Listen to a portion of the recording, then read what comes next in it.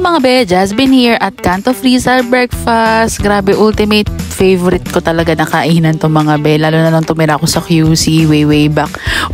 So I'm with Vin and Julie. Nag-breakfast kami dito sa Canto Freestyle Capitolio branch. At first time ko yata kumain dito ng umaga, as in breakfast yan. So umorder ako ng coffee nila, ang sarap. At itong kanilang champorado, first time ko rin matikman. Sabi ni Julie, okay naman daw. May chocolate na flavor siya. And tinikman ko, okay din. Hindi masyadong matamis. So, approve sa mga katitahan like me. Charing. Itong in-order naman ni Vin, hash brown with egg.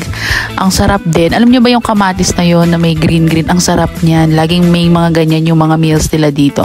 Ito medyo nag-expect lang ako na medyo runny yung egg. Pero okay din naman. Masarap pala yung combination ng egg and hash brown. At yeah, parang comfort food talaga siya. Comfort breakfast food, ganyan. So, ito namang in-order ko, be. Ito lang lagi in-order ko talaga dito. Yung kanilang honey garlic chicken. Ang laki, ang sarap. Ang sarap ng mayo na kasama niya. At yung kamatis nga, sobrang perfect. As in, may time, nasa QC ako, gabi-gabi yata itong dinner namin. Sobrang favorite ko yan. At pinakamasarap dyan yung balat. First time ni Vin matikman yung balat ng honey garlic. And medyo may matamis kasi siya. Basta sobrang ano niya, comfort food for me. As in, hindi ko na rin mabilang ilang beses ako kumain dito sa Canto Freestyle na yan lang ang in-order ko. So yeah, just been here at Canto Freestyle. Favorite namin to after inuman, after gig, ganyan. Let's go!